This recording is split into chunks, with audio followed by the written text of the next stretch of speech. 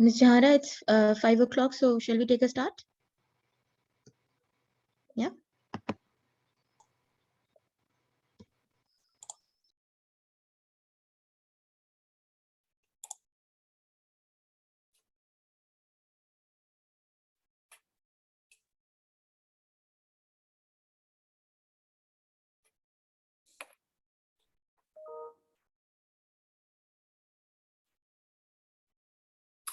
Assalamualaikum. Professor Zainab, are you ready to make a start? Please. Yes, I am. Please. If I'm audible? Yeah. Yeah. Am I audible? Yes, thank you.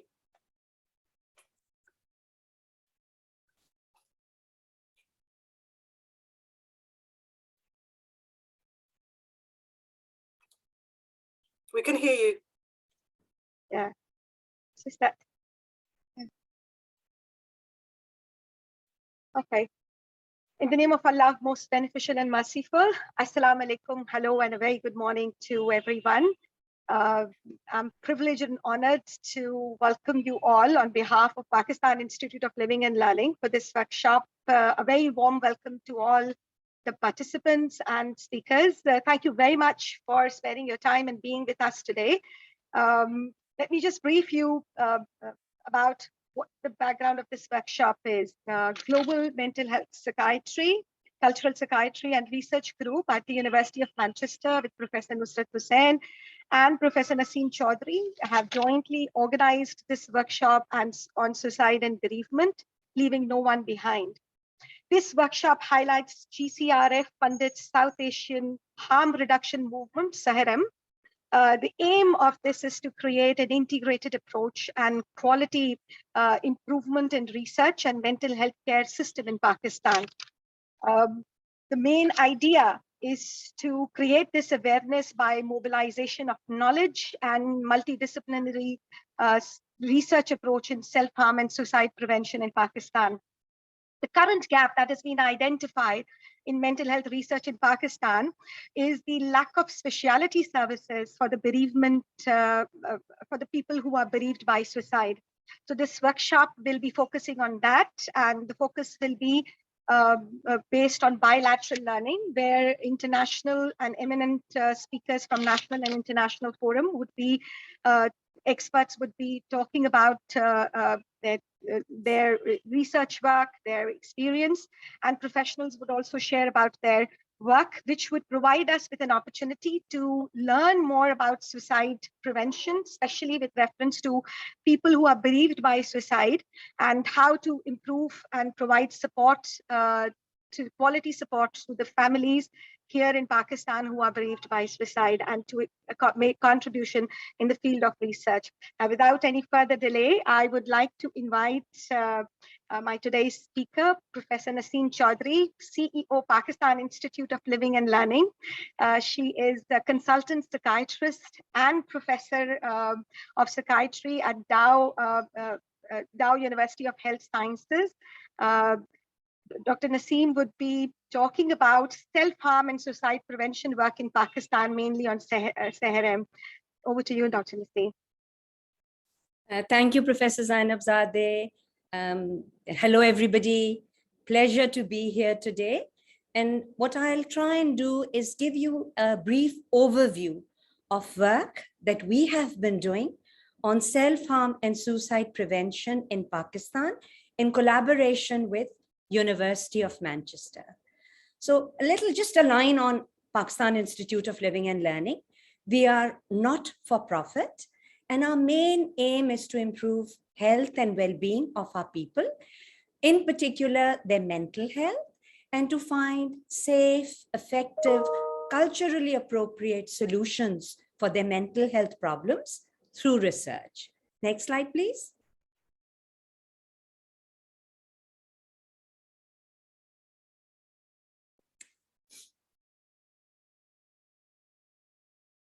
Suicide continues to remain a global challenge.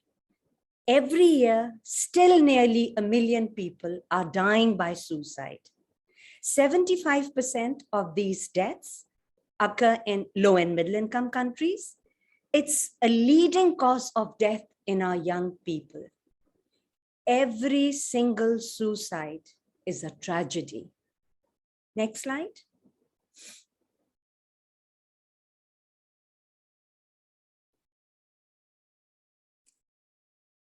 I think there's a slight delay.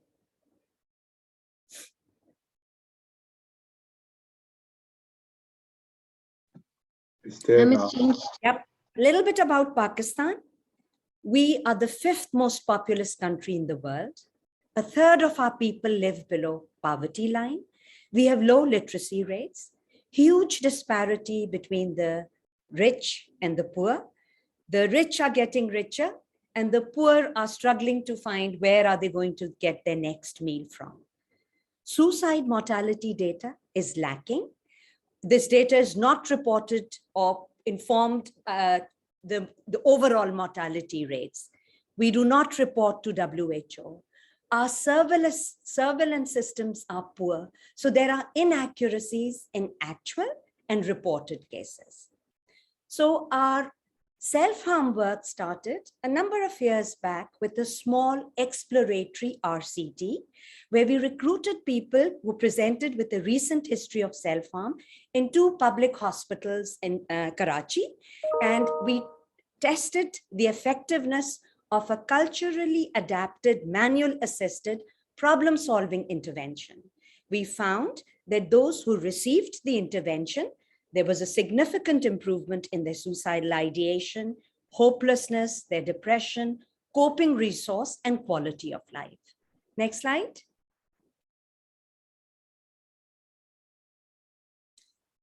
This then led to MRC awarding us a grant to do the same study, but over 12 months across Pakistan. Can I have the next slide, Samin, while I talk through?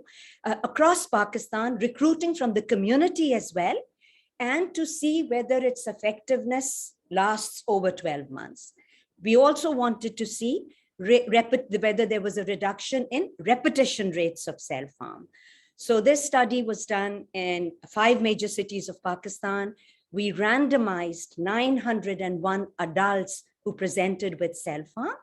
We did a number of qualitative interviews with participants and different stakeholders. And we found that the effectiveness at 12 months, there was reduction in suicidal ideation, their depression improved. We did not find a statistical difference in reduction in repetition rates, although the number of repetition rates in the intervention arm was less than that in the treatment as usual arm, but it wasn't statistically significant. We also noted that there were about 250 young adults that we could not include in our study because they did not meet the age criteria. So we went back to MRC and we were funded again for doing the same study, adapting it for young adults over 3 months. And this was 12 to 18-year-olds. Next slide, please. Again, this is across Pakistan, different cities. We have randomized 684 young adults with a history of self-harm. We are now in the stage of completing our 12-month outcome. Next slide. University of Manchester leading on this, Dr. Maria Panagotti. We are doing another study on suicide prevention by empowering adolescents in Pakistan. And this is to culturally adapt and test the feasibility of 3 interventions to prevent suicide among students in secondary schools. So we are doing it across a number of cities in Pakistan. And from each city, we are recruiting 5 schools.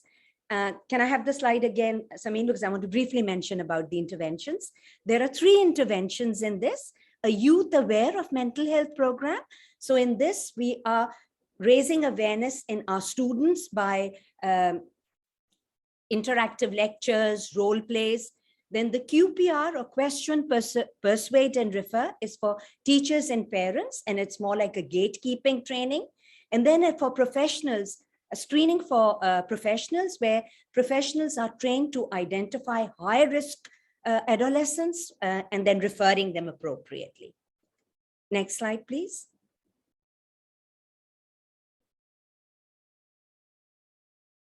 So we were funded by GCRF for South Asia Self-Harm Research Capability Building Initiative, a study that we are doing with our colleagues from UK and India.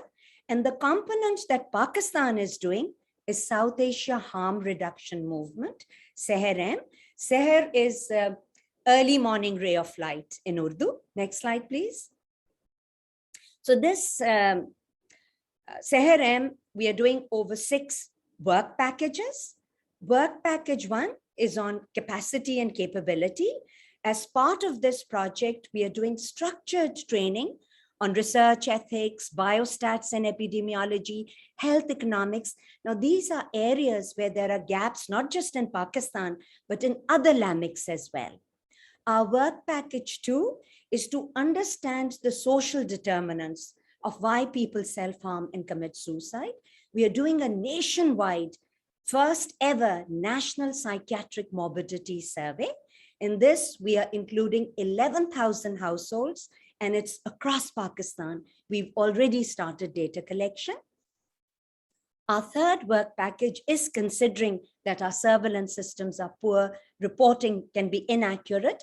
We are collecting routine data, and for this, we are approaching different people, different bodies. We are going to public hospitals, coroners, our prisons, basic health units. We are police registers, ambulance services, and so on. Next slide.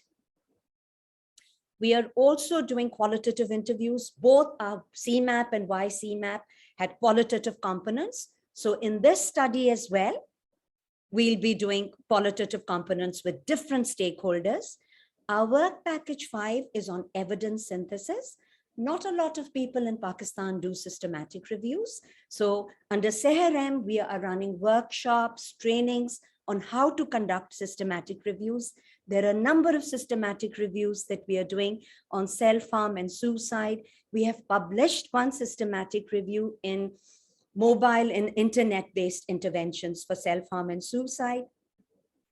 We are also doing a number of feasibility studies with vulnerable groups like our frontline health workers, our prison force, our burn injury patients, refugee moms, people with severe mental illness. Next slide, please.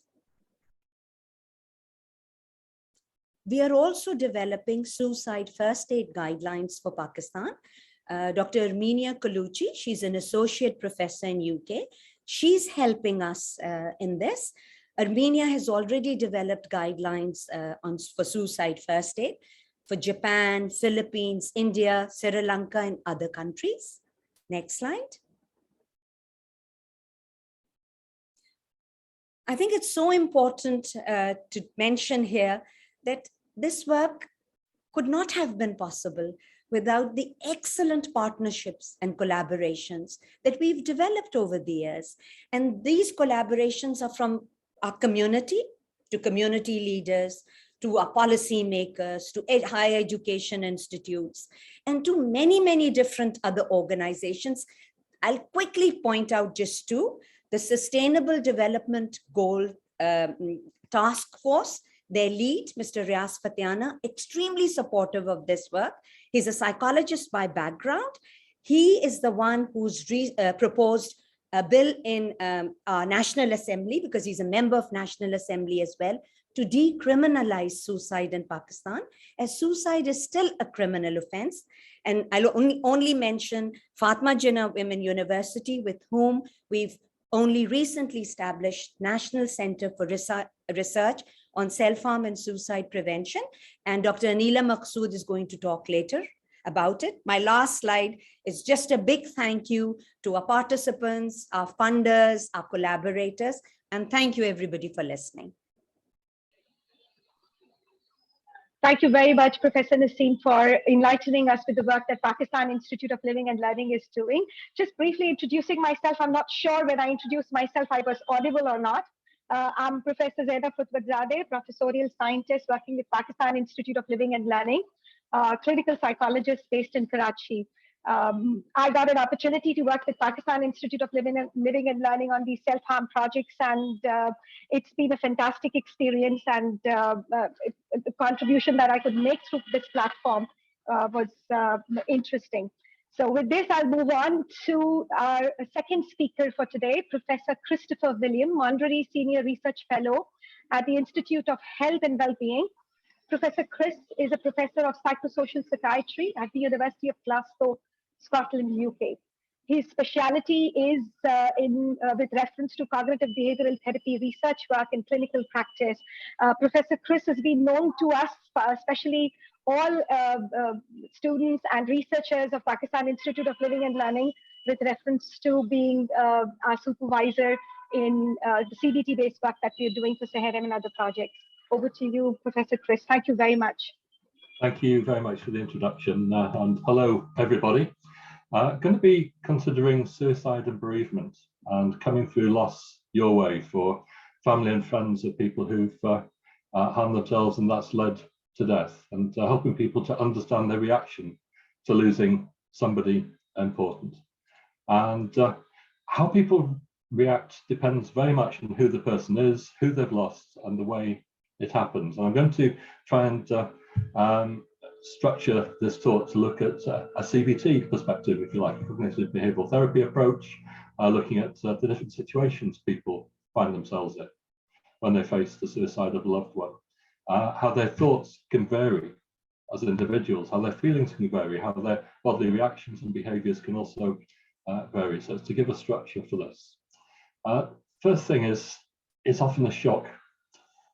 It's often terrible. It's often something that people didn't predict.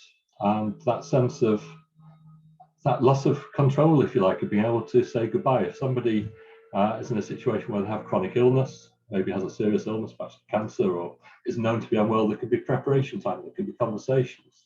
Suicide often comes out of the blue. And there's that sense of regret, remorse, guilt that they weren't able to say goodbye. But there may be all sorts of different responses.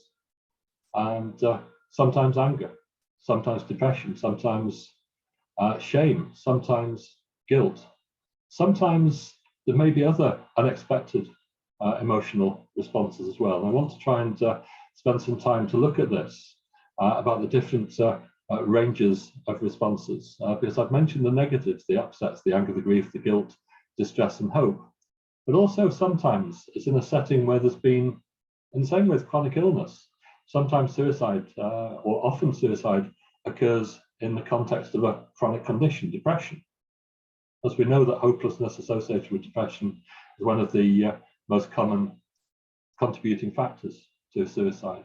So sometimes when there's been ongoing distress, ongoing difficulties, and someone has been really suffering for a long time, when that person kills themselves, sometimes there can be other responses as well. There may be a sense of calm or even acceptance or relief in some way, or a denial of that. It's such a shock that people block their emotions, perhaps may notice nothing, or notice ongoing depression with bereavement responses that last for many months or sometimes years.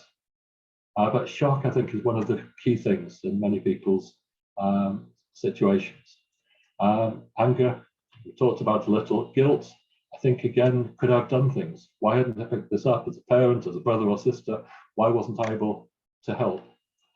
There may be all sorts of other thoughts and memories about, for example, if a partner dies, if a husband, if a wife, if somebody who the person is so close to, but will I be able to cope without that person being around now that they've died? And the idea of relief from suffering mentioned as well. And some of the work that it can be really helpful to think about doing with people is to encourage people to write down their memories and write down about their sense of what that loss means to them, and to write that down, to draw out pictures, to try and use this as part of the processing work of acceptance about the person dying, what it means to them, helping to remember the good times with the person as well as the shocking ones. Because very often what happens is people will remember and have their memories dominated by the time when they've discovered about the death, particularly if they found the body, for example. If they come home or go into a room and they find somebody's body. That can be the image that comes into mind whenever they think of that loved one. So rather than remembering all the other aspects of their life, the happy times together, the times of growing up or sharing life together, sometimes that can be dominated by that sort of work. So the idea of writing things down and trying to also broaden out memories to more positive, helpful memories as well can be really helpful. And helping people recognize that loss isn't just an emotional one. It's not just an impact of thinking about their thinking, but also it affects people physically. Loss, like depression, like anxiety, bereavement can be a physical assault on the body, entirely stressful, with symptoms from the top of the head to the very tips of the toes, things like headaches, head pressure, distress, things like breathing faster, dry mouth, heart speeding up, a feeling of sickness in your stomach. All of these different symptoms that people get from really throughout our bodies can be seen and powerful as part of a bereavement response, including disrupted sleep, the person going over things again and again in their mind, unable to settle, unable to relax. And it can affect other parts of behavior. Some people throw themselves into activity when they have bereavement.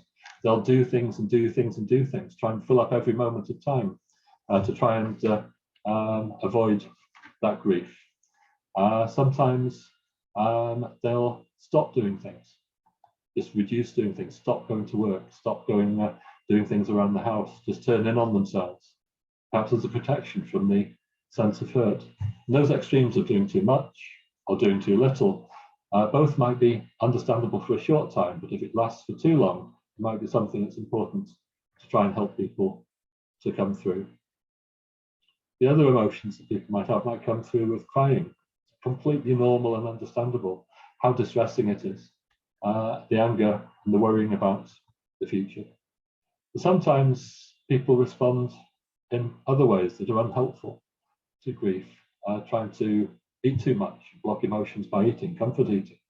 Maybe potentially, certainly in the UK setting, drinking too much to try and get off to sleep, to try and block emotion, sometimes hiding away, closing the door, closing the curtains, staying in bed, not getting up, or sometimes buying things or smoking, or lots of things that people use to block emotions. And again, many of these are understandable in the short term, but if it goes on for too many weeks, too many months, the danger is it backfires and worsens how the person is. And it can affect other behaviors as well. So for example, if somebody gets back to work or somebody's trying to live their normal life, those bereavement thoughts can mean that getting back to work, life demands, the demands of everyday life feel too much, just feel overwhelming, just one too many things, as well as juggling the distress that people have. And of course, it's so easy when distress builds up to fall into a cycle of reduced activity, where the worse we feel, the less we do. And the less we do, the worse we feel. And it's such a relief to do less and less to avoid things. You can see this on the diagram, that feeling low and distressed, not sleeping and tired or scared or fed up, means it's a struggle to do things. And often people will do things that they must, should, or ought to do, looking after children, perhaps working. But often at step 3, it's such a relief. People find it such a relief to do less and less and to cut down on things that seem unnecessary. And often those things that are cut out of life are things that the person would do that are things that are good for them, things that give a sense of pleasure or achievement or connection with other people, closeness to other people. So things that people would do for themselves can often get squeezed out. And of course, if you remove all of those things from life, if we remove those things from life that give us a sense of pleasure, achievement and closeness, we count the cost. Step 4, our lives get emptier and we feel worse and worse, and the cycle spins. So part of helping people through bereavement over a number of weeks and months is to try and encourage people to reconnect, to start doing the normal everyday things, the patterns of the day, the routines around the house and home, of work, to try and get that structure back into the day and to try and have things that boost the person's mood as well. And of course, very early on, there'll be too much distress for that, or people might feel guilty doing things to themselves, but over time, it's a helpful part of helping people re-engage with life. And it affects us in other relationships as well, which I think is important to think about the responses of other people. Sometimes when someone's distressed, everyone rallies around, can be a really big support. Can come with support, come with meals, come with cards, come with extra help. And that's a lovely part of practical support that people really can need. But sometimes over a few days or weeks, that stops, and people might not know how to provide ongoing support when that grief continues beyond that normal time. It becomes more difficult to cope with. So how others respond around that person can be important, particularly if there's expectations of that person. Maybe a surviving partner expects to have to go to work, or a child expects to have to go to work or to school. It can be difficult when there's the everyday demands of life, which are still there, still need to be faced. And how will relatives and friends respond? Are they supportive and helpful, encouraging, or do they become critical? Do they try and respond by wrapping us in cotton wool, try to overly protect us in ways that actually backfires, because it means they do everything for us rather than letting us start to do things again? So all of these things are worth understanding and thinking about in terms of the responses of others around us, important others. Sometimes people withdraw. So if somebody loses somebody close, a child, for example, it can bring parents together, which is so important that it can, because both will be experiencing that loss. But sometimes it pushes people apart. Maybe one person does their grief differently from the other. Maybe one person becomes angry that the person's died, or angry at an organization that they've blamed for causing that or not saving their child. Maybe the other person goes quiet. So maybe one person needs to talk and the other doesn't want to talk. It can drive people apart as well. And that can be very difficult. And sometimes divorce can be higher after child death, for example. So it's helping people support each other in a way that they can cope with, rather than having expectations that will always work easily and well, but it doesn't always. And it's really trying to encourage people. We mentioned before about unhelpful things that people can lean on unhelpfully: the smoking, the drinking, the eating, spending, pushing people away, things that people use in the short term to make them feel better, but in the longer term make them feel worse. But also there's some things which are good in the short term and the longer term. So remembering the positives, remembering the person's life, getting out photographs, telling tales of things that have been enjoyed, games that have been played, or things that have been done together, things that have been learned, family trips or events that everyone's been at. So sharing those important moments is an important part of that, and to try and view that as an opportunity to remember the good things rather than the distressing things, and to maintain a momentum, maintain a routine to things as well. Keeping up around the house, keeping up with work, and keeping up with looking after pets, keeping up with self-care. Not in the first few days when it feels overwhelming, but over the weeks or months afterwards, to try and get that right balance in life of doing things which are good for us and for other people. That idea of connecting with others, again, really crucial. And having an opportunity, particularly if somebody finds that suddenly by losing a partner or losing somebody else that's important, that there's lots of new responsibilities they have to take on, everything seems so busy, is try and make sure there's a discipline in life of being able to slow things down and slow down and breathe, be more mindful, for example. Just wanted to mention that bereavement, there's been a lot of research which shows varying things, but really the work of Kubler-Ross, who did lots of research work at lots of training and teaching on the stages of grief, really show that we're all on a pathway, a road through life, and at times really positive things happen, things that are good for us and good for other people happen. But at times things can be quite dark and quite stormy, maybe with lightning and upset, and bereavement can feel a time like that. But it's helping people recognize it's a process through that and out of that. Kubler-Ross's original work talked about different stages of how people react after bereavement, after suicide. Shock, denial, and numbness, just that numbness of emotion, can be an important response. Pain, guilt, and sadness, anger and blaming, bargaining, making promises, maybe promises to God, or promises making a deal with our maker in some way, or promises to ourselves that I'll be different, I'll do things differently, I'll be completely different in future, whatever. Trying to do bargaining and try and get the person back almost. Maybe depression, tiredness or exhaustion. There may be lots of different personal ways of dealing with loss. Some people join support groups or go for counselling, pick up a new hobby or career, some different things that people can throw themselves into. Others do less and less and get into that cycle of unhealthily reduced activity. But hopefully, whatever that pathway people are going along, they can eventually end up with acceptance of realizing that although the person has gone, they still have all the memories and their experience of that person. And for some as well, faith out to the future, if they have a spiritual or religious belief that life continues after death, a belief that perhaps that will also lead to a reunion at some stage in the future as well.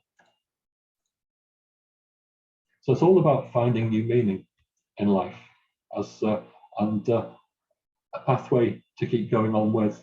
And that might involve focusing on other children, other people around, other things that make life meaningful. But it's finding whatever that solution is for that individual to help them through a really difficult time. I've put the slides in a Dropbox. I'm just going to see if I can copy that just briefly. See if I can just get back onto the chat. It may well have been distributed as well, but I'll just put this in. This is the slides from today. I just wanted to very briefly mention a book which we've written, which is available for free online. It's a book called I Feel So Bad I Can't Go On. It's about building hope. It's one of the biggest predictors of suicide is hopelessness. It's one that was a medical book award winner for the British Medical Association annual book awards. And just to show you where that is online, if you're interested in having a look through that, you can see it on these pages, llttf.com/urgent-help. There's also on that same page, there's a link to a handout for suicide prevention to give to anyone who's feeling suicidal or their families and friends. You can download from there a flashcard as well as read the book online. So I'll stop there. If anyone's got any questions, be happy to take any, or by the chat perhaps, or email if you want afterwards, and try and get back to you. Thank you. Thank you very much, Dr. Chris, for beautifully explaining the effect of grief on our behavior, body, and introducing the concept of hope here. I'll request the audience to keep their questions for a question and answer session, and I'll encourage them to put their questions in chat box as well. With the introduction of the idea of hope, this takes us to the topic, our next topic for today, and the next speaker for today, Dr. Sharon Mcdonald. She's the founder and managing director of Suicide Bereavement UK, and honorary research fellow at the University of Manchester. She's a recognized international leader in the field. Dr. Mcdonald, over to you. Thank you for joining us today. Thank you. I'd like to share my slides. Would that be okay? Could you? That's yes, ma'am. Yeah. Yes, you may. You have the option of doing that. Okay. Thank you. Okay. So thank you. So you said, my name is Dr. Sharon Mcdonald, and I'm the Managing Director of Suicide Bereavement UK. I specialise in suicide bereavement research for over 20 years and develop evidence-based suicide bereavement training. Suicide is a global problem and demands global solutions to better support those who are suicidal, and equally as important, those bereaved by suicide. It's wonderful that we've come here together today to learn from each other. We are from diverse backgrounds, cultures, faith, and speak different languages. However, suicide bereavement speaks one language, that is of pain, stigma, shame, isolation, and human suffering. I am personally bereaved by suicide. My work is both personal and professional. Sorry for the introduction, Dr. Binda. Sorry, yes, okay. I don't think, I can't see the slides. I'm not sure about others. I just thought, I'm not sure whether it's visible to others or not. Yeah, I'm very sorry for that. Wait a minute. Can you not see? Can you not see them? No, ma'am, you haven't shared your screen as yet. That's not visible. Yeah. Are they visible? Can No. you see them now? No, Can you see them? not yet. One sec, just 1 second. Just sorry. Paul.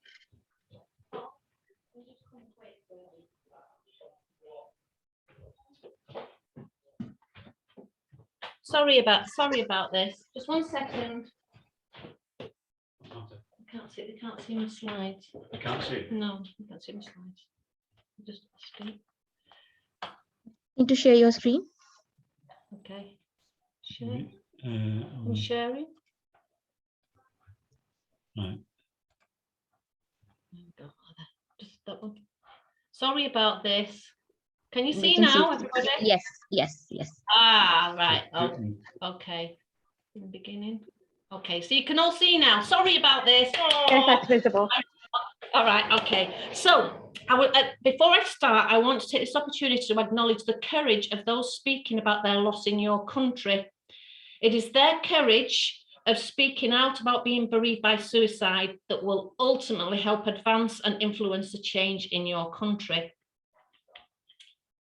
So the aim of the presentation is as follows. I'm going to highlight the historical aspects of suicide in the UK, the vulnerabilities of those bereaved by suicide, the findings from the UK Suicide Bereavement Survey, which I led, and the power of our collective voice. And when I say our, I mean people bereaved by suicide.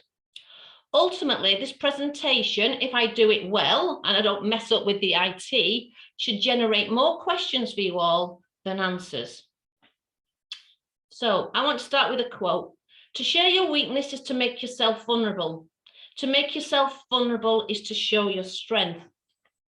So what I'm going to do now, I'm going to give you a quote from this report, which I hope that if you're interested in this topic, that you read this report. This is a study that I'll be referring to, but I'm going to give you a quote from that report. My experience of suicide is that of the equivalent of a bomb going off in your living room while you are sitting watching telly. Afterwards, you're astonished you're alive, but everything has changed and you have large shards of glass embedded in your soul. Some of them are so big they fall out straight away, leaving gaping wounds. But the little pieces, they take decades to work through up to the surface. So in relation to the historical aspect of suicide in England, up to 1823, those who survived suicide were condemned to death. The government confiscated the deceased's personal wealth, which often left bereaved families in poverty and ostracized from society. Those who attempted suicide were imprisoned until 1961, and it's my understanding in Pakistan this is still potentially the case. It was decriminalised in England in 1961, and suicide remains a crime in 20 countries in the world. So in relation to suicide prevention, and I'm very aware of the wonderful work you're doing in Pakistan with Professor Hussain, but I would argue most attention is paid to suicide and self-harm, and virtually no attention is paid to suicide bereavement. It's different now in the UK, it's getting better, but 5 years ago, it was bad in this country. So in relation to suicide prevention, there are 3 aspects: prevention, intervention, and a word you might not be familiar with, postvention, care of those bereaved by suicide. I would argue when someone's bereaved by suicide, all 3 are relevant to those bereaved by suicide because we know these people are at risk of dying by suicide. So let's get this into some kind of perspective. Approximately 6,500 suicides are registered in the UK annually. The economic cost of each suicide is £1.7 million, and 60% of that cost is related to those bereaved by suicide. We now know, evidence tells us, 135 people are affected by each suicide. Pakistan might be different because you're more populated, I don't know, but this was conducted in America. We know those bereaved are affected, and one of you mentioned or referred to the vulnerability of health professionals. We know these are a high risk of dying by suicide. So if we go with these statistics of 6,500 suicides, 135 people affected, nearly 900,000 people are profoundly affected in the UK annually. And this is an accumulative figure because it just increases each year. This is a major mental health, public health issue in the UK. So I would like you to reflect and consider how many people in Pakistan are personally bereaved by suicide and at risk of dying by suicide.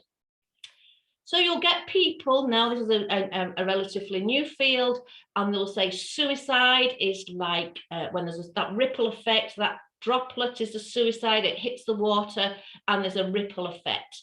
Well, from my personal experience and all the people that I interview, I tried to find a picture that would reflect what it's like to be bereaved by suicide. And this is it. That the lighthouse there can reflect an organisation, family, and when we have bad weather in our country, you know, if the foundations are rot, we would make efforts to restore things. Suicide bereavement, people are left to cope on their own. So I think this is a quote, and I would like you to reflect on this. The person who dies by suicide puts his psychological skeleton in the survivor's emotional closet. So what I would say to you is, for all I might seem different, we have quite a lot of similarities. My faith, suicide is a sin. So I understand all of that. But what I would like you to reflect, not to answer now, but think, you know, if suicide is a crime and a sin, and we accept that, well, then it's the person that's actually ended the life. But the reality is, this is transferred to people bereaved by suicide who haven't committed a crime and haven't committed a sin. And we need to reflect on that, or I would argue, or we need to consider these issues. So in relation to suicide bereavement, we know it's a risk factor for suicide. Little is known about their experiences. Currently, we know national specialist service within our National Health Service. Health professionals are often anxious and uncertain how to respond due to lack of training, and this only serves to make those bereaved by suicide feel isolated, helpless, and hopeless, which we know are key risk factors for suicide. I'm going to state the obvious now because it's really important. Those bereaved by suicide always outnumber the deceased. There's more bereaved people than people that have died. So it's possible to suggest, while postvention probably represents the largest problem, it also represents the greatest area for potential aid.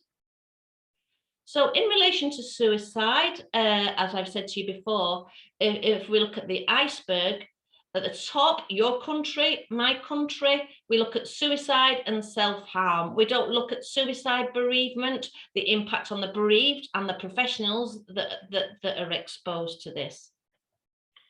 And I want to refer to England's Suicide Prevention Strategy 2012. You can see the highlights there, number 1, 2, and 4. So we know those bereaved by suicide are a high-risk group. So 4, provide better information and support to those bereaved. Now we have, from 2012, this one word is huge, affected. We are now learning that professionals that lose somebody are affected. So we need to provide better information and support to them. The reality is, whilst it's a government priority, there was no funding. So I led this study. As I said to you, my work is personal and professional. I led this study with for 5 years without any payment, and my whole team worked on this.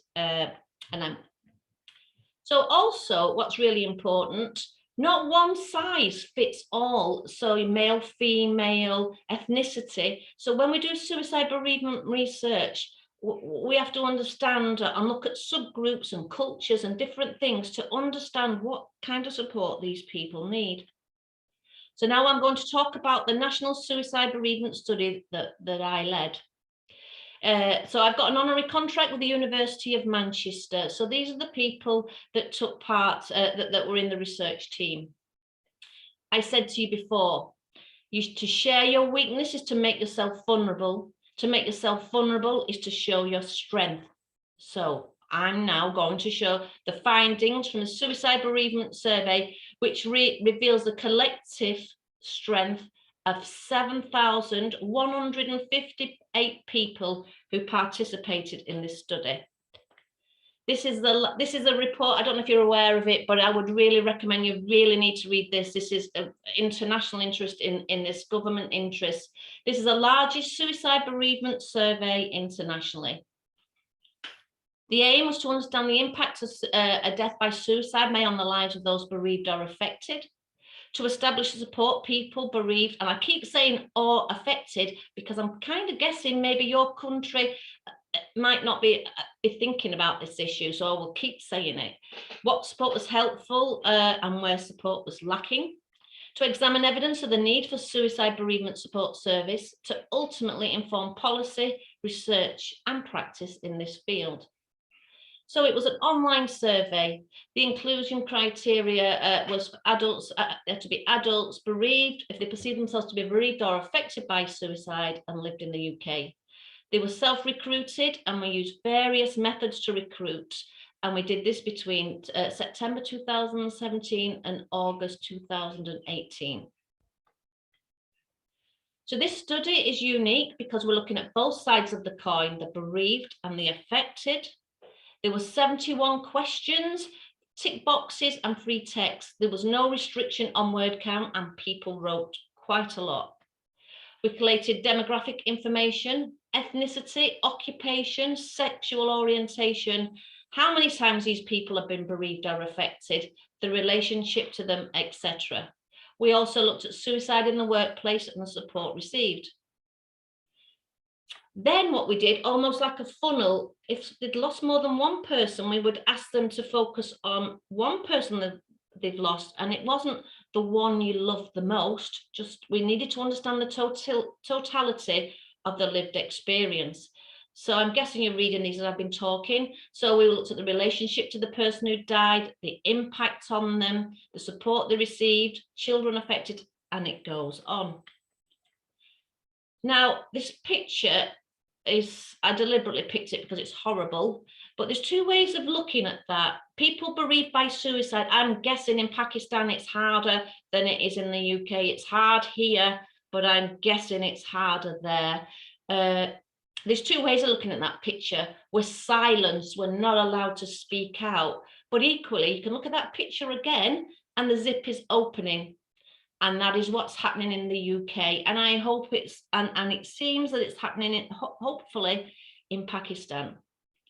So as I mentioned to you, 7,158 people fill this in. But they were so sensitive, these questions. These people knew that I'd been bereaved by suicide. They knew that we hadn't received funding. So there was this level of goodwill. We dared ask difficult questions and they dared answer them. But some of the questions they didn't answer for different reasons. So please be mindful of that when I present some of the findings. So the age range of those that took part was between 18 and 84. The gender, now we always know in this kind of research, it's predominantly females that take part in this research. However, 21% were males. This is absolutely massive. So this is the largest sample internationally of men bereaved by suicide. So this is what I'm very excited about. Let me just move this thing over. Wait a minute. So 227 people from ethnic minority groups took part in the study. I can't begin to tell you how hard we tried to engage with people from ethnic minority groups. It's 3% of the sample, but I would argue 3% is better than 0%. And as I said to you, there's tick boxes and free text. These people possibly for the first time have had an opportunity to express themselves. And I'm going to be talking about that a little later. So, you know, we have got 73 people that are Asian British, and then there's some multiple and mixed that have taken part. So we have this data that is so important to your country, I would argue. So when we asked these people how many they'd lost, now remember we asked people that were affected, so we would have like health professionals, police, etc. How many people they'd lost. And it ranged between 1, I think, and 70. Now the 70, we have what we call crime scene investigators. So every time there's a potential suicide or a death, they're called out. But what we found with the families, some had lost six people or significant people in their lives. So what we found from this large data set, 2/3 reported being bereaved or affected by one suicide. 1/3 had experienced a death by suicide in their personal and or professional life more than once. And as I said to you before, 7% had experienced between 4 and 70 deaths. So now, as I described to you about this funnel, when they got to a certain part in the survey, we then asked them to choose one person to talk about the whole experience. So 5,499 people completed the following questions. So there's something very important here that I don't know if it'll be the same in Pakistan, but we did, this is a very important finding. We tend to think it's the families that are impacted. But what we've learned from this, friends, the importance of friends, the level of engagement, the effort friends go to keep the friends alive. We need to be mindful of this. And our services, whilst they're not equipped for the majority of people, definitely not for friends. So we will be, the government will be addressing this in the very near future. So look at this sample, the number of people, is it 82% of people, whether they've been bereaved or affected, it had a major or moderate impact on their lives. So what this says, it doesn't matter whether you're bereaved or you're a professional, this is having a profound effect, and we all matter and we all should be cared for. So what we also looked at was, which is quite unique, that just bear with me, okay, that's it. So the social adverse life events following the death. So we know people are at risk of dying by suicide, and ultimately we try to keep them alive, but it's more complex than that. There's like a domino effect. Lots of things happen in these people's lives, family problems, relationship problems, and it goes on.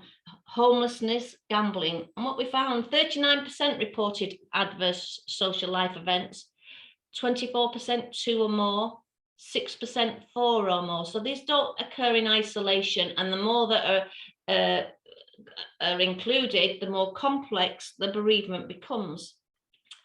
So health-related adverse events. So I liked what Chris Williams was saying about before. You know, we have a mental health and a physical health, and they don't occur in isolation.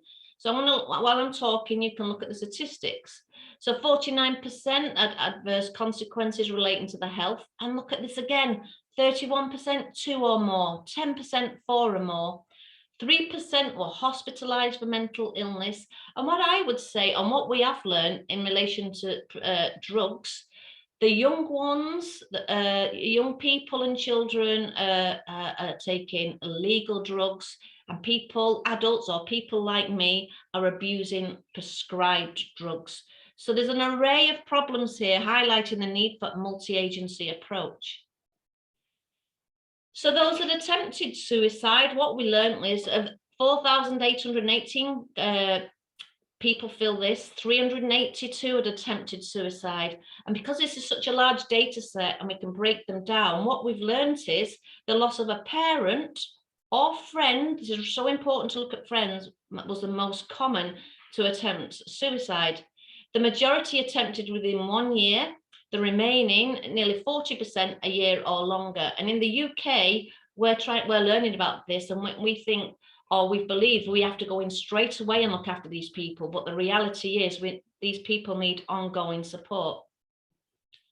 So the high-risk behaviours, we asked them what behaviours they were engaged in, and because it was free text, they actually told us why they were engaging in these behaviours. So there's substance misuse, irresponsible financial behaviours, giving everything away or gambling. We know suicide and self-harm, sexual promiscuity, lack of road safety, almost like Russian roulette. They just drive across a junction and they're either alive or they're not. Aggressive, and it goes on.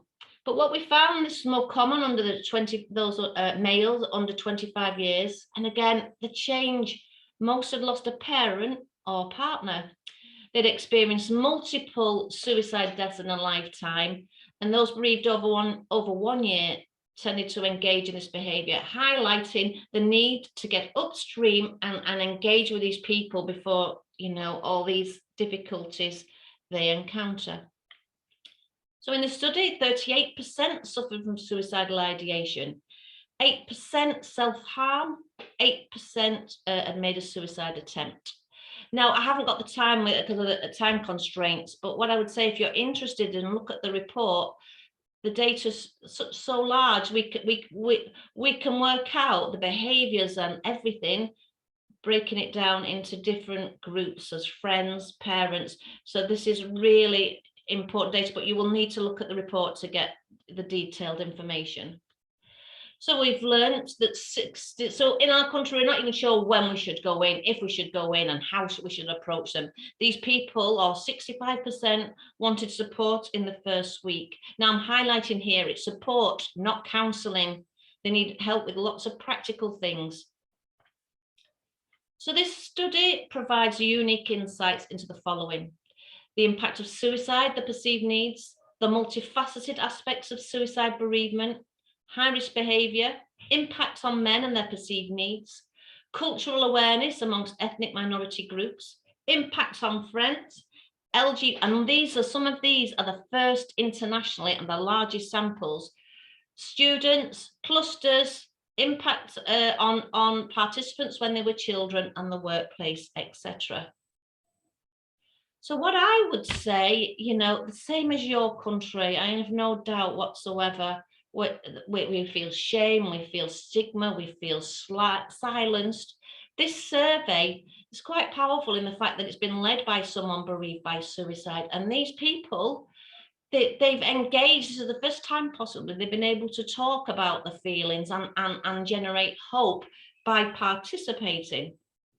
So these people that took part were now, and I say we because this is me as well, we're finding our collective voice. We no longer want to be invisible and in the dark, where I hope sharing our vulnerabilities will influence change.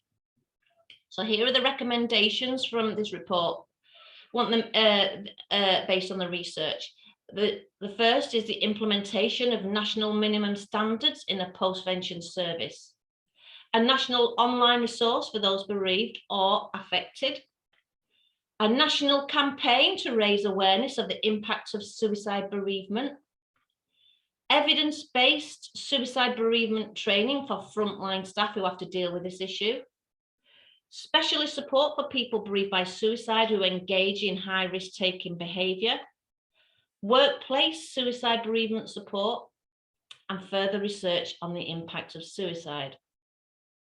So I'm very proud to tell you, so this data, a lot of countries are replicating it or trying to replicate it. Norway, Republic of Ireland, but and the data is priceless. We've got so many papers we'll write from this, but what I felt when we were analysing the data, the people from in our country, we're frightened of people from ethnic minority groups, and it's not because we don't care.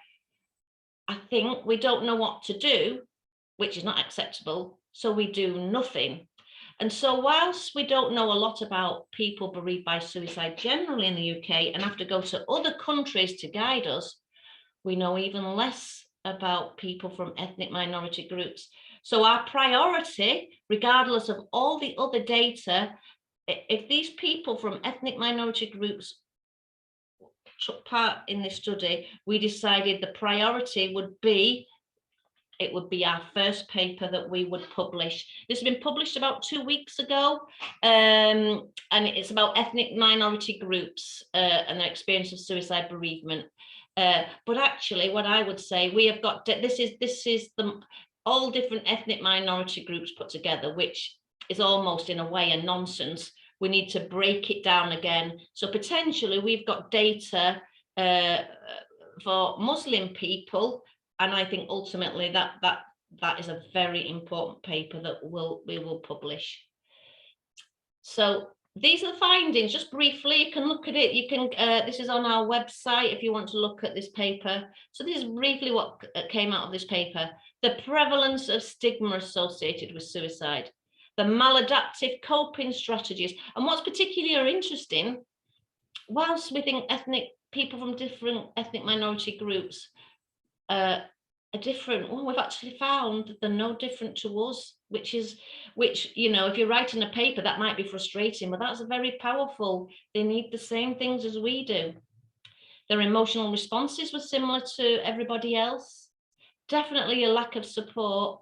And what they've stressed the importance of, not even about suicide bereavement, because they feel that their communities don't even understand, and I don't know, this is what they feel, that the communities don't even understand mental health. So they would like, or stress the importance of mental health awareness among ethnic minority groups and communities. So researchers, we try to do things and publish and different things, but, you know, credit where it's due. There's a radio station called Voice of Islam, and they've invited me twice now to talk about suicide bereavement. And so, whilst it's an honour, this is probably the first time they've had a radio in the home where somebody's talking about suicide bereavement.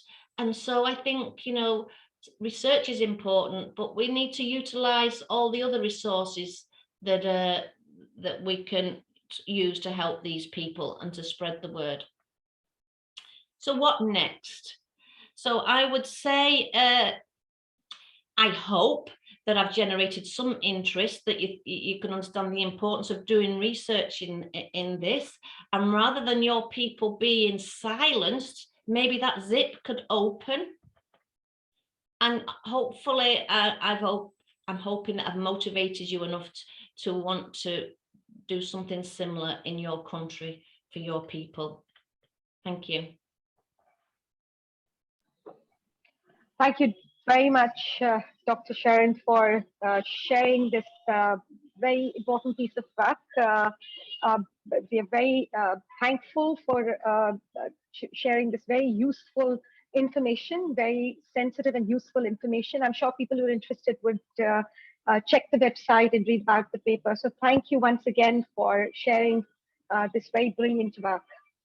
I understand, due to the sensitivity of the nature of this workshop, sensitive nature of this workshop, it might have affected or might be affecting the participants.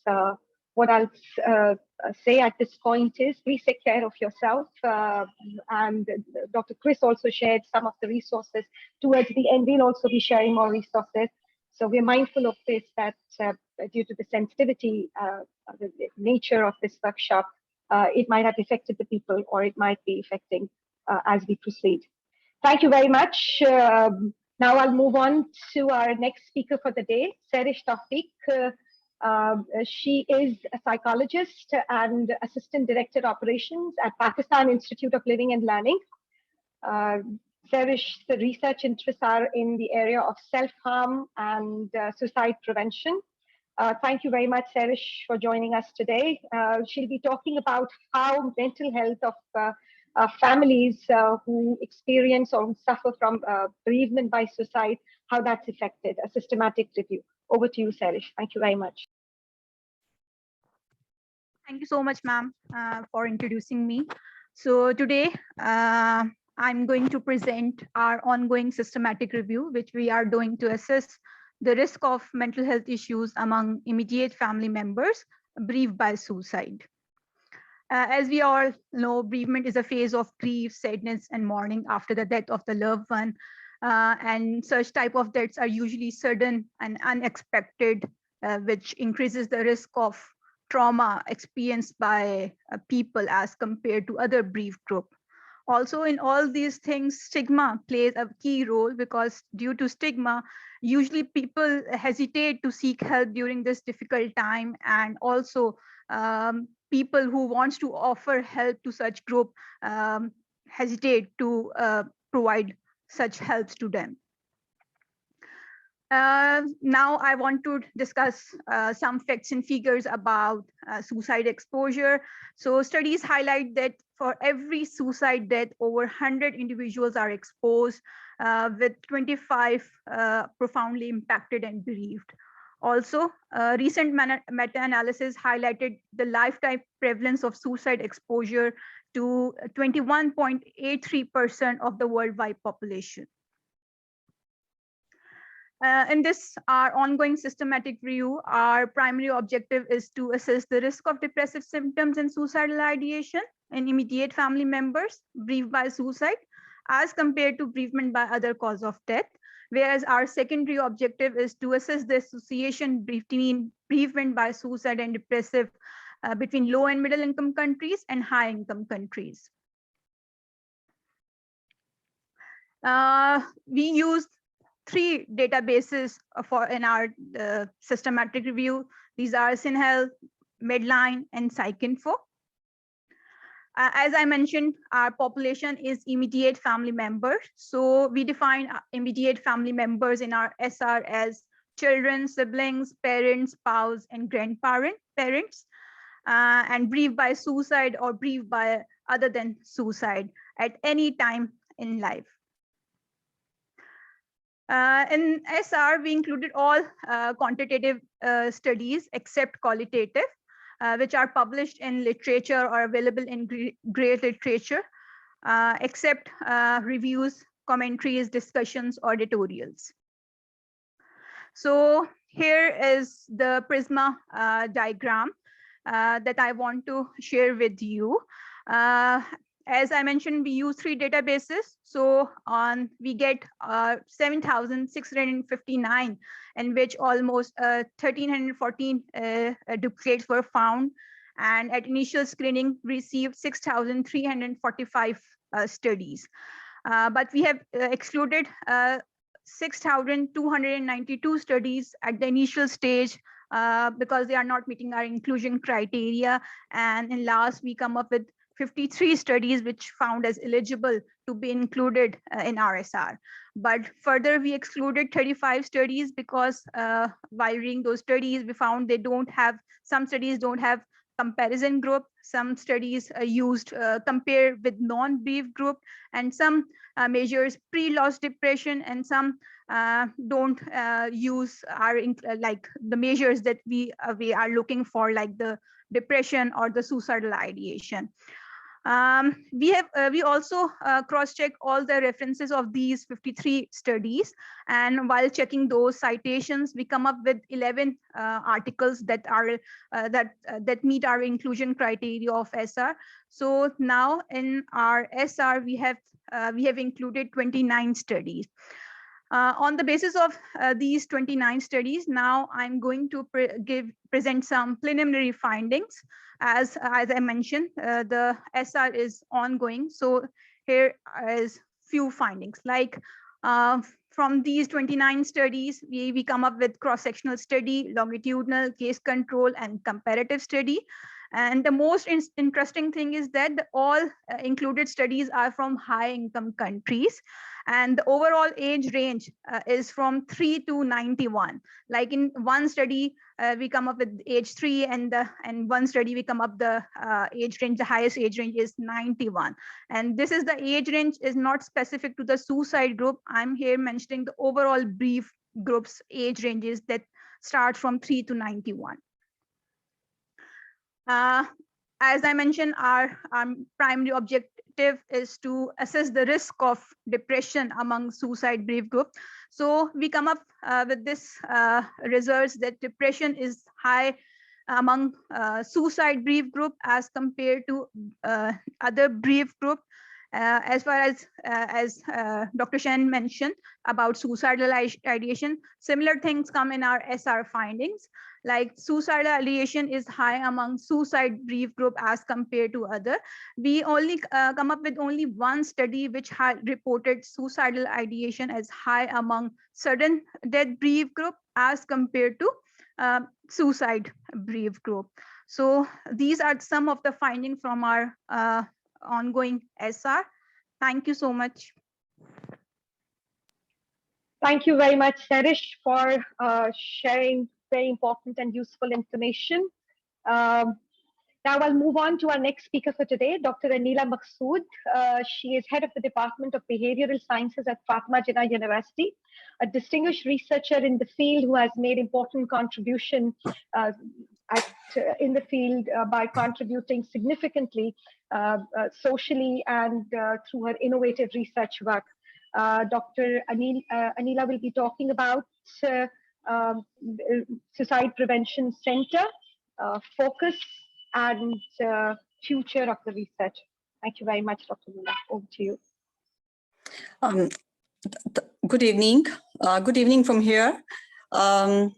Thank you very much, Professor Dr. Zainab Zadeh. I hope I'm visible to everyone because it's a very tiny mobile. All of my internet lines, they are closed. And since it's evening time and we are not allowed to use our offices, so perhaps I hope it should work well. Talking about National Center for Research.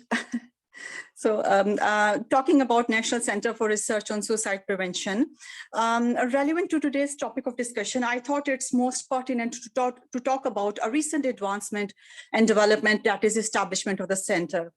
This center was established in collaboration with Pakistan Institute of Living and Learning, and it was inaugurated by Mr. Riaz Fathiana, who is an MNA and convener, Sustainable Development Goals Secretariat Task Force. The center is functional and it was inaugurated on September 9th, 2021.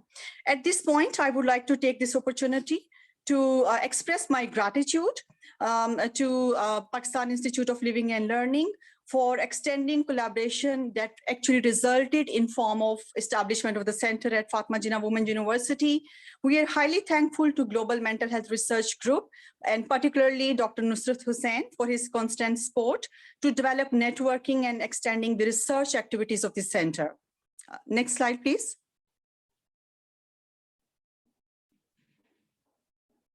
Next slide, please. Ma'am, it's changed. Yeah, exactly. These are a few of the glimpses of the event, the time when we inaugurated the center. Next slide.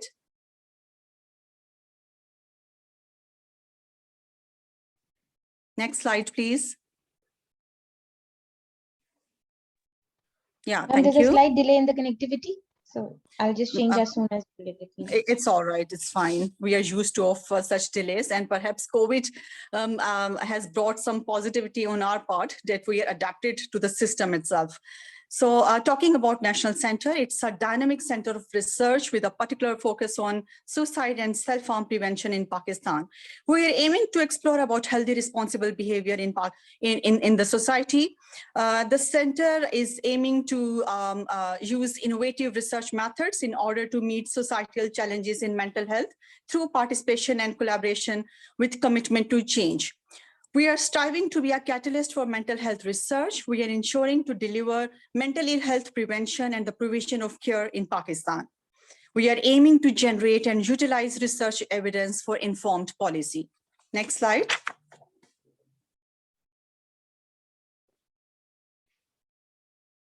Next slide, please. Highlighting the mission statement of the center. It aims to reduce suicide and mental health ailments using rigorous and sustainable mental health promotion through generating database, translational research, improved service delivery, and policy guidelines.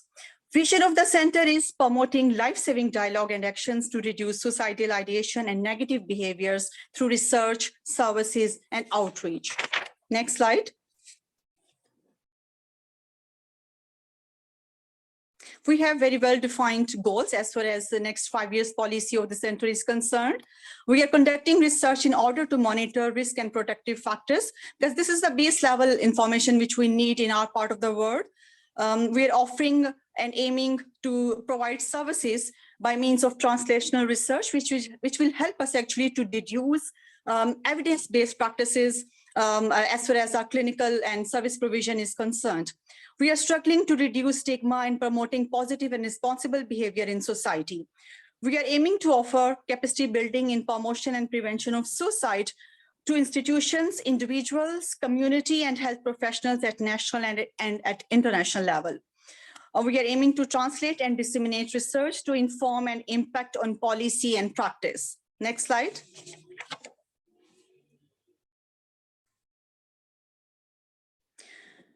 We are aiming to raise awareness by disseminating knowledge about mental health practices and particularly societal behavior and self-harm behavior.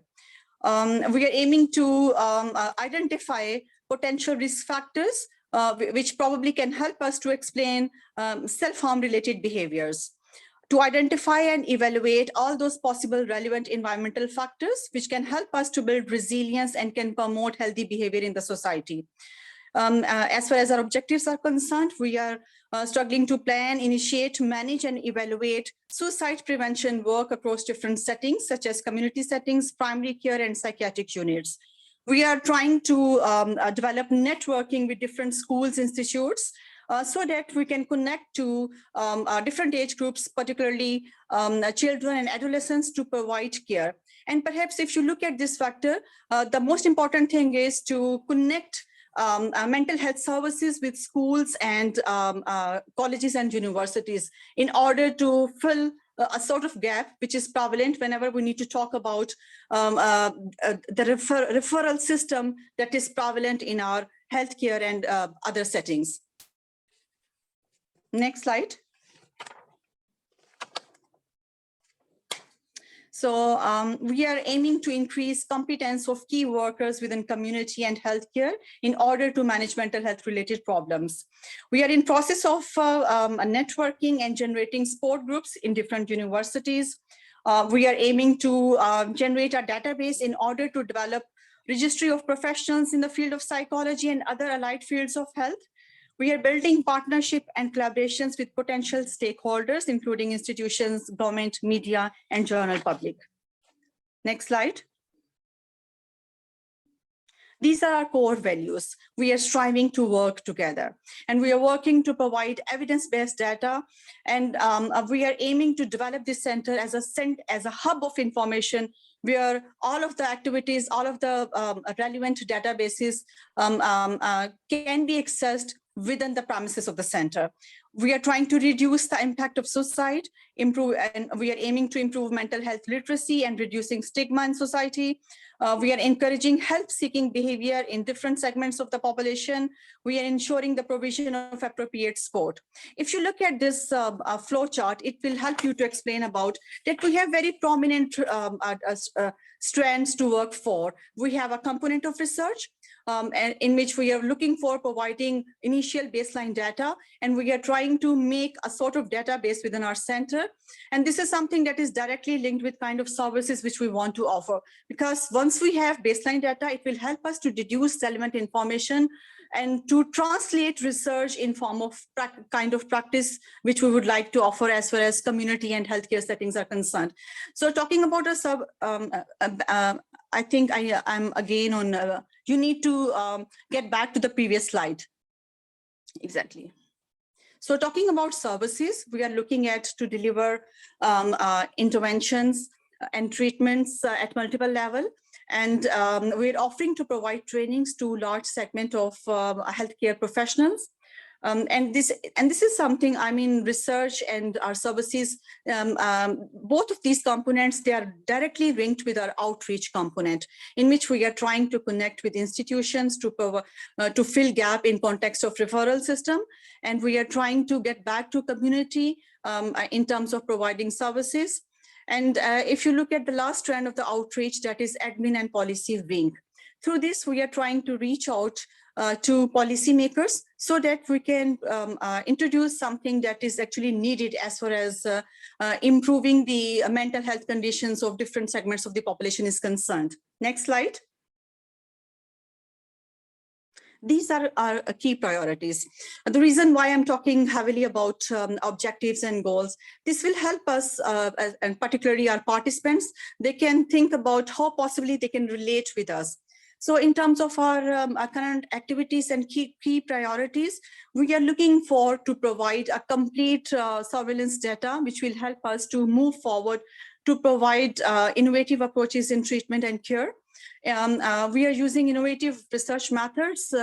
For example, we are using randomized controlled trials, systematic research reviews, in order to provide data which is not only needed at initial level, but it will help us to move forward.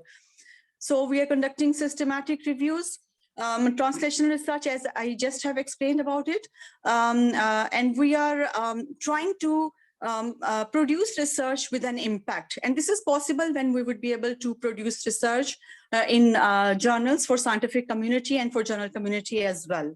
So the ultimate aim which we are looking for to bring some sort of improvement as far as policy level change is concerned. Talking about research focus of the behavior sciences department, the place from where I belong. And so far, if I talk about and if I critically evaluate the kind of studies which we are doing, 100% of research at MPhil and PhD level, it goes very well with sustainable development goals and the most important goal that is related to health and well-being. So, so far we have conducted research in suicidal behavior, and these kind of like studies which we already have conducted, they are linked with dealing with stigma. Some of the studies, they are aiming to prevent and promote mental health and healthy behaviors in society. We have conducted research so far in order to explore certain risk factors. For example, there are a lot of psychosocial factors, environmental factors being part of a marginalized group. And there are some other risk factors which we are trying to explore. As far as another major strand which we have worked so far, it's about investigating different correlates of suicidal behavior. For example, how being male or female, and how part of a different age group, and how different characteristics related to psychographic profile they're explaining suicidal behavior. We have focused upon associating or examining depression, anxiety, stress, and other psychopathology as part of correlates of suicidal behavior. If I talk about our current focus, we are focusing on developing different assessment tools and looking at rigorous research methods which will help us to see how possibly we can go for validating different assessment tools. And this is most important, especially when we talk about screening red signals which are associated with suicidal behavior, and how possibly we can screen out in a way to move for diagnostic and other treatment related modalities.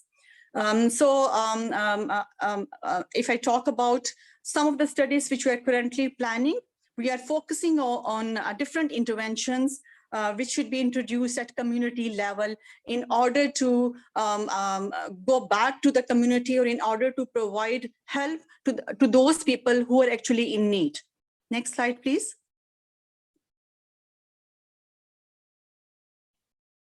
Next slide. Yeah. This is an overall picture of completed studies within the department. So far, we have looked for contributory and risk factors. And among these factors, one of our current research paper is about exploring the role of personality traits as part of examining suicidal behavior among armed force personnel. And we are actively looking for psychosocial risk factors among children and adolescents. And other than examining different psychopathologies as part of correlates, some of research of the department, it deals with the looking at how Pakistani laws and practices, they are promoting risk-taking behavior in Pakistan. And as part of the research which we have conducted so far, especially within marginalized groups, we have focused upon transgender, female prisoners, and victims of domestic violence. Next slide, please.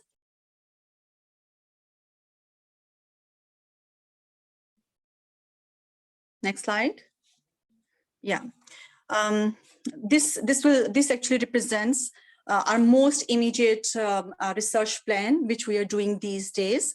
And if you look at, these are 5 different prominent research strands we are actively working on. In terms of work-related factors, we are trying to explore how social capital, trust, and relationship dynamics at workplace, they are responsible to, explain well-being and suicidal ideation among employees. In terms of intervention-based studies, we are trying to see, and we are trying to develop a manual for self-help therapeutic techniques among those people who are experiencing mild and moderate level of suicidal ideation. Another important factor which emerged during our current focus of our research studies, it's about looking at how people who are working as sportsmen, they are, vulnerable to experience negative behaviors because of a lot of explanatory factors which are related to their fear of failure, high need for achievement, self-efficacy, and other psychological variables. We are actively looking at different risk factors which are prevailing in our society, and something that is very sensitive as far as our culture is concerned. Failures in romantic relationships. This is perhaps one of the major cause of suicide among teenagers and youngsters.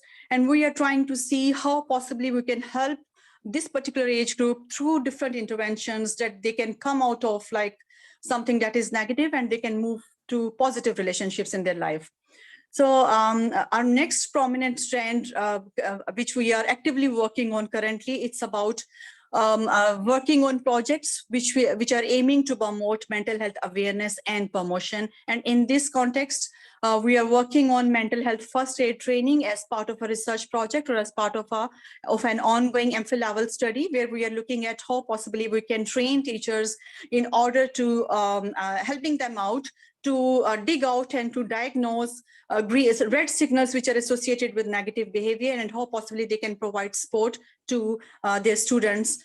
Something that is really important, which we were kind of like in discussion once we did a thorough literature mapping. In our culture, I mean, it's not as acceptable asking or talking about suicide.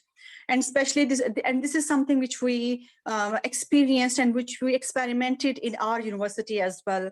The moment we engage people in asking about how do they associate different concepts or different feelings whenever they used to hear about suicide, people are actually reluctant, and they used to say they consider it as such. It's not at all a problem in our society. So in order to deal with the stigma which is associated with examining suicide itself, and taking precaution on our part, that let's suppose if we are asking someone in kind of researches which are based upon exploring their suicidal behavior or thoughts, just to protect our client and just to protect and to be in line with ethical principles, we have to be very much vigilant about that. We shouldn't, I mean, it shouldn't turn out as provoking suicide among other persons. So in order to protect, currently we have developed a life intent scale, which in fact intends to assess suicidal ideation, but in a very different way. All of the questions, they are phrased in a way that is less threatening and something that is acceptable for most part of the population or community. So far we have conducted pilot study and the scale came out as reliable and valid, and we are extending this scale in terms of evaluating its convergent and discriminant validity as well. Next slide.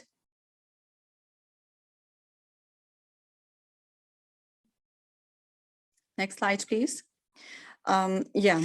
So the debate about, I mean, the way I heavily talked about, and you will see my most of slides, they were heavily loaded.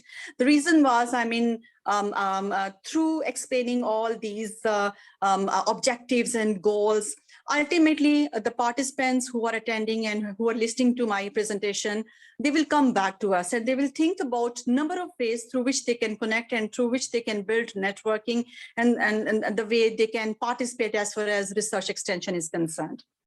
Thank you. Thank you very much, Dr. Anila Maksood, for sharing the way forward and highlighting focus of research, especially with reference to suicide in Pakistan. Thank you very much for that. Now we'll move on to our last speaker for the day, Miss Atiya Naqvi. She's a clinical psychologist and life coach from Pakistan. Atiya, with your permission, if you allow me, I don't see that in your credentials, but something that I want to say, what all I know about you is your inspiration to many moms in Pakistan who are going through bereavement by suicide. So your hope and inspiration for many moms and youngsters that I see with the Football Academy Children of Liari. So yeah, we're very happy to have you here. Over to you, Atiya. Thank you very much for joining us today. Thank you, Zainab. Thank you for this introduction, and hello to everyone. So I have no presentation. I haven't prepared a presentation. I'm not an academic, and even though I'm qualified as a psychologist, today I come before you as a mom who's lost her 24-year son to suicide 3 years ago. So I bring in my experience and then how I kind of got through it through information. So I've heard all of you, and now let me sort of kind of give and add my experience from Pakistan. I have a mom from Pakistan. Currently, I'm in New York. See, grief is a loss, is a response to a loss. Acute, and when we lose someone, there's acute grief, like it's shock. All my colleagues have spoken about it. What it is to receive the news, you know, you're sitting in front of the telly and a bomb has gone off. So yeah, I could so relate to that. It's the acute grief. Then there is grief which is integrated grief, where you kind of start to make sense, come to an acceptance.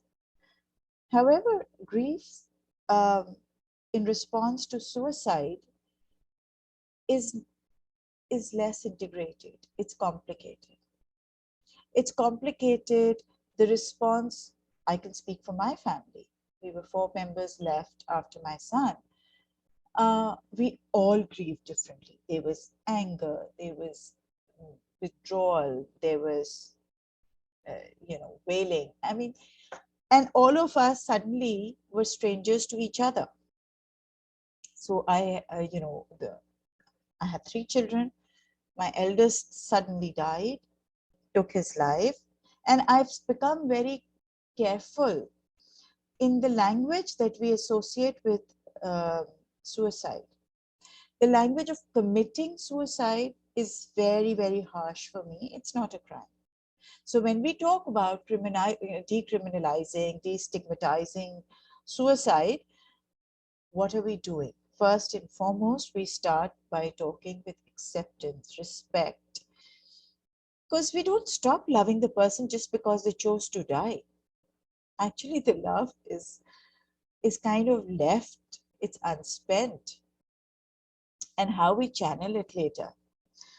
So I'd like to just share that my daughter, who was 22 at that time, 3 years younger to my eldest son, she became really angry. First, she went into a caretaker role, and then she became angry, really angry. My son, who was 14, had no clue how to show his emotions. So he sought to keep himself really occupied with his friends. Then the curiosity surrounding us. Why? It was a perfect family. He was perfect. If I knew why, and maybe I know why, but it's nobody's business. So the conversations around us, the conversations within us, they are never linear. And I'm very heartened to hear of all these researches, the intent to understand and eradicate and help. Great. But first we have to develop a language of listening. Prevention, intervention, and postvention. They are all based on language. The language in our society are we actually robust enough to listen if my child on a dinner table says, I'm not well? We are going to probably, I'm not generalizing, I don't intend to do that, but generally, we would probably say, oh, it's nothing, man up, be grateful. Are we ready to really be metabolized and digest the imperfections around us? And I'd like to say this to Sharon. Grief and human emotion transcends ethnicities, geography, anything. Emotions, a mother's emotion, a spouse's emotion, a child's emotion, pretty much is the same. We use a different language and maybe a different construct, but the felt sense is usually the same across the board. So what I would like to share is that there is stigma, then there is the inability to hear the griever. you know, we've got a construct that we can talk about death or grief for, let's say, 40 days or 10 days or 3 days or whatever. And then you shut up. And then you suck it up. Or you go on grieving and you just appear distracted. So I'll give you an example. If I were to put on lipstick in the aftermath of my son, in my culture, there would be huge judgment on the kind of mom I was. My own mother said to me when I wore Western clothes, I usually did, even back in Pakistan, "You're grieving, how can you wear Western clothes?" Can you imagine? It's such a linear expectation of how to grieve. And those who step away from it are ostracized. So there is so much ostracizing happening to us because one of our loved ones have chosen to take their own life. And then the curiosity, what was wrong with them? Are they doing well as a husband and wife? No, we all have become strangers in that period. We're all grieving differently. We are different people in that moment. So when we are attempting to psychoeducate, to provide support, the first thing is the openness, the ability to listen. And I urge everyone who's listening today, give us the space. None of us have died in the first 10 days statistically. We may look really threatening, but it's your discomfort now. Because we're grieving and we'll bounce back or not. So how do we develop a robust system to allow a griever? I guess by being aware of the emotion at that time. Am I supporting this griever with fear? So if I'm seeing them sleep a lot, if I'm seeing them wail a lot or stay quiet, or give them some time. This is not going to be pervasive. It's the aftermath of grief. And when we try to fit another person's grief into our own personal constructs of how it should be, that's the first hurdle to healing. Because then the griever is going to clamp down. They don't have the space to speak. And if we were to kind of look at a linear model of grief or intervention, and perhaps the person who chose to take their life did so because they didn't have the space to speak about what they were going through. So it really all comes down to creating new conversational patterns. I'm really hopeful and heartened that there are so many conversations that have begun. It's like the cancer or the AIDS in 80s. Suicide in the 21st century is something that we have to first have the ability to speak and hear about with respect, without fear. So, you know, in Islam, in Quran, there is saying, there is a quote that every action is determined by the intent. So without really going into the religiosity, it's like a text that I really subscribe to. If I am supporting someone with acute fear, the result is really not going to be very, very wholesome.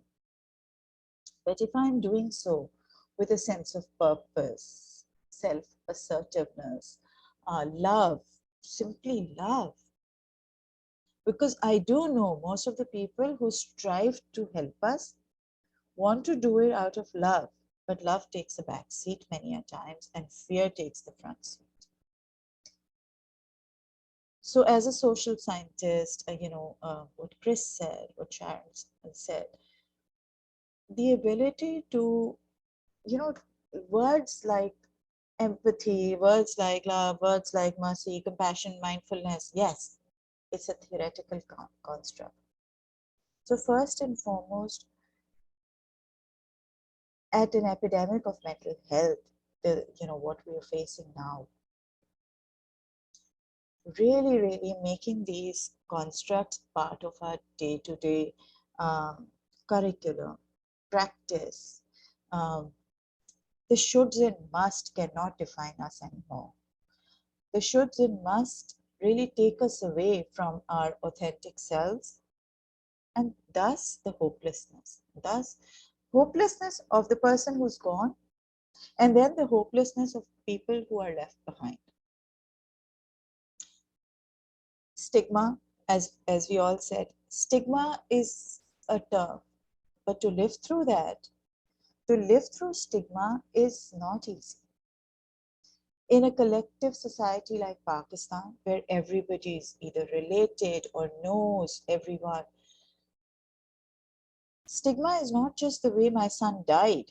Stigma is, what the fuck was I doing as a psychologist? There must be something wrong. I must be a neglectful mother. Oh, were we okay as a couple? Imagine fielding all of that onslaught. Veiled onslaughts. My children being questioned. Did you know? What was his sexual orientation? And whatever it was, whose business is it? So boundaries. Boundaries is another very strong concept which needs to be reinforced lovingly. There is no mandate. In a regular setting, our society and religion can be huge social supports for us. However, in case of suicide loss, they can turn against us. In my case, the clergy, they refused to officiate my son's funeral prayers because we had come out very openly saying that my son died of a suicide. And that was a time. Now imagine watching telly and the bomb has gone off.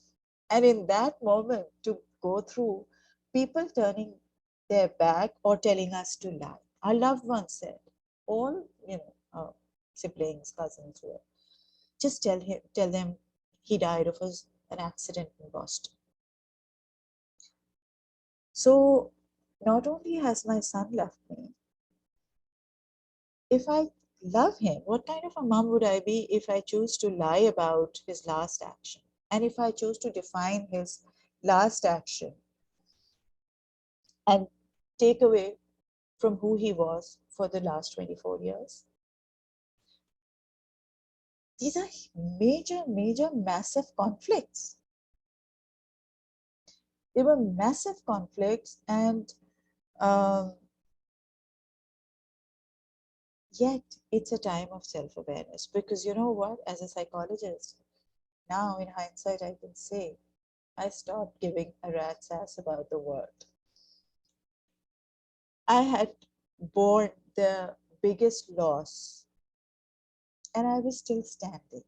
I was still able to care for my daughter who was still in Rome, to make the ticket arrangements, to get onto the flight, to get through those 14 hours of being on the plane, barely able to breathe. I survived, right? So I must be resilient. Not that I would choose that resilience, but I was. So the thing is, there is a huge morbidity attached in the aftermath of suicide, that there's nothing left for us. That is the time my faith came to my help. And I'm not really imposing my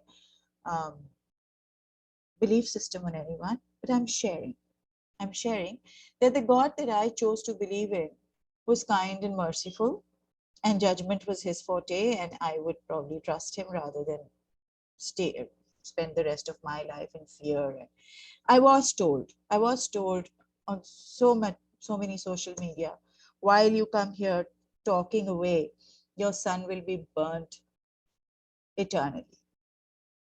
I took that. I took that. If only I could save another son. If only I could save another family. Regretfully, it's not really happening yet. In the last 1 year, there have been 3 suicides in my immediate circle. Parents refused to acknowledge, and social media erupted with speculations. It's horrific. It's really horrific. Even though if I know that somebody is chosen to die of suicide, it's not my space to speculate in that moment. So going back to the values of being a human, going back to the values of just being basic human. We cannot help anyone. We can just be there for them.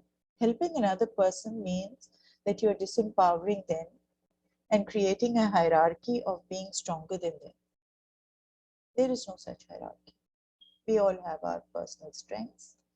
And so I think the language again, as I would like to share, being around us, feel what we may want. I may want a cup of tea. I may want to be left alone.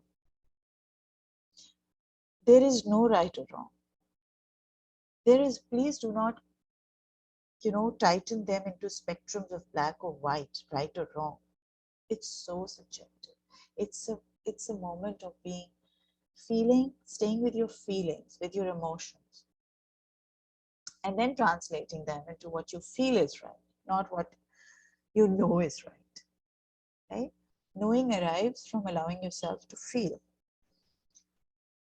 There is the ability to not talk over the people, not help over them. Just be there. Just stay quiet and feel what they want. Stop thrusting glasses of water at a mother who's crying. How much water do you imagine I can have? So if a mother is refusing water after a while, there is judgment. She's so rude. Oh my God. I was just trying to be helpful. So there's huge pressure. There's a huge pressure to perform even as a griever. Having said that, if we were to look at losses around us, we will see that we haven't all perished. We're still standing, doing our thing, however we do it, right or wrong. In my case, my son was training to be a FIFA coach, a football coach. He loved soccer. And so we thought, we had no clue about soccer, but my son loved it. But we wanted to coach a few underprivileged children and having the intent. And now we have an academy for underprivileged children where 200 children play. And to my British colleagues and friends, Ian Rush came to our academy, which was huge, which was so huge. Ahmad has just been gone 3 years. But we were able to do it. We are salaried people. We are not very rich people. It was based on, assistance and love from friends and family who kind of watched us as we went nuts, doing whatever we wanted to do. So my husband channeled everything into action. I channeled everything into maybe emotion, and my daughter started writing poetry.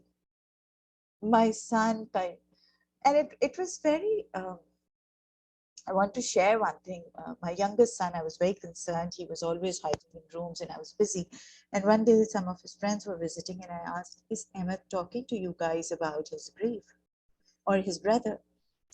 And they were little 12, 13-year-olds. And they said, no, auntie, he tries sometimes, but we immediately distract him.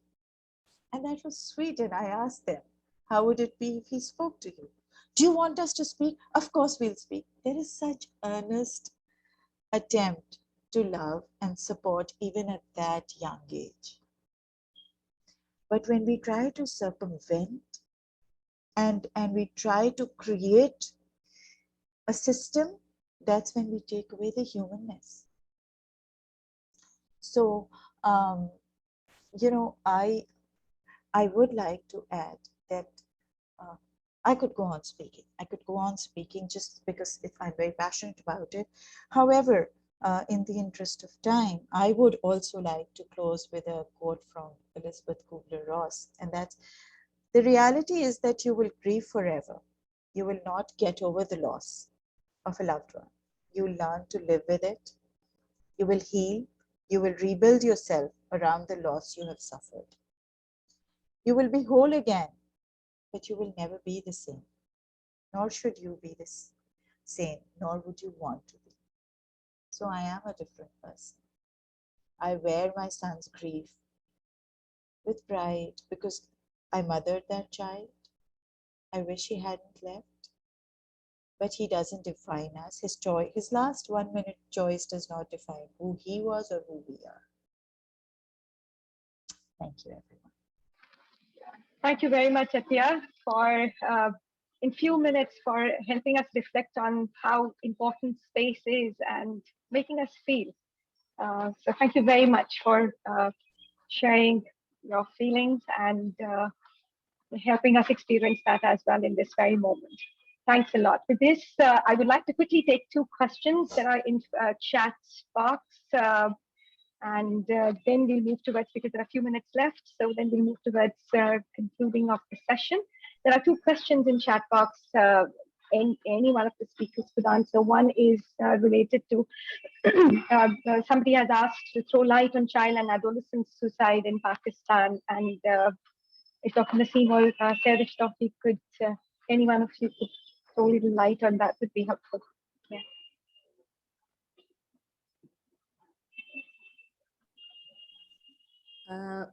I think our experience has been with our YC-MAP study in terms of finding out why people self-harm, because it was interviewing these young adolescents. And I think it's been said that a lot of it was around relationships, impulsive act of self-harm, not really wanting to do it.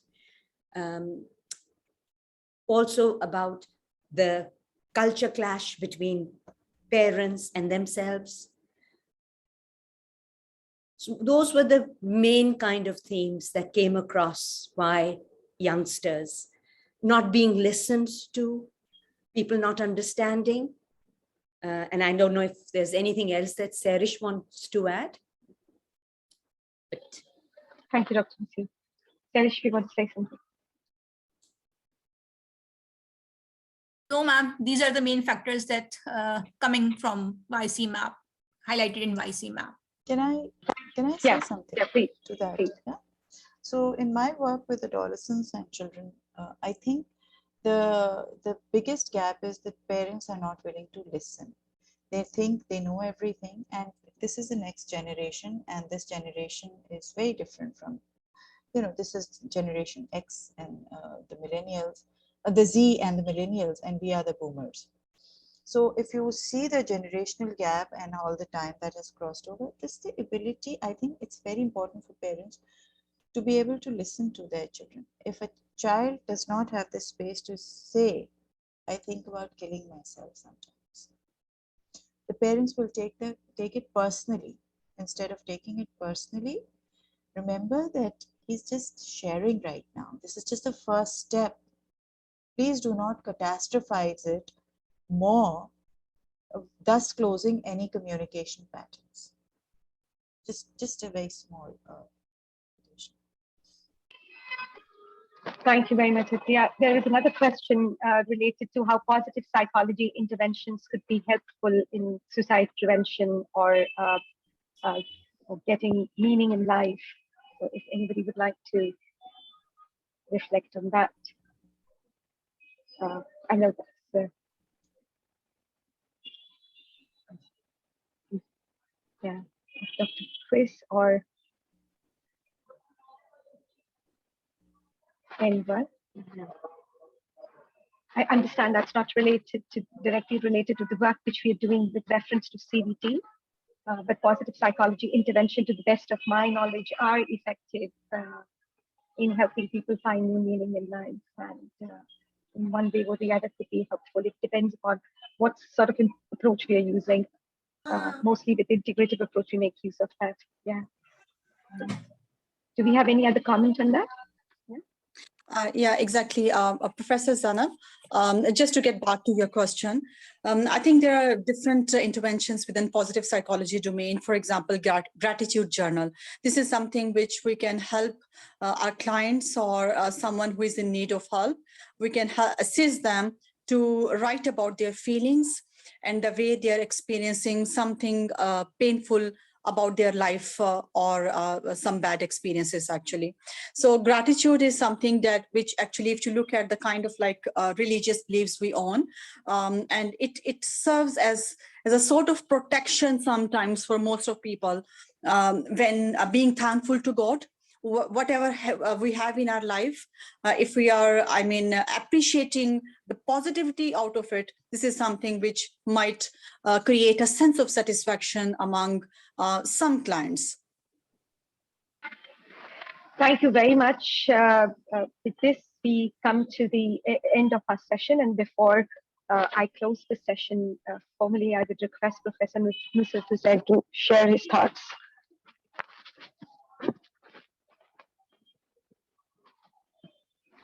Ma'am, Professor Nusrat is offline at the moment. Okay. So Professor Nasim, would you like to share or close the session as CEO of Pakistan Institute of Living and Learning? Yeah. Just so very grateful for people who've given their time, Sharon, Atya, Chris Williams. And I think for me, what the take-home message is, this is such an important area, which really we are all focusing on the prevention and people who are self-harming, but leaving a big chunk of the grievers, the bereaved people. Huge learning, very humbled, and thank you so much. Wonderful, wonderful experience of being here today. Thank you. Thank you very much, everyone, for your presence. If you have rest of the question, that could be addressed through email. Once again, heartiest congratulations to the team, and thank you very much, everyone, for your presence today. Bye-bye. Khuda Hafiz. Allah Hafiz.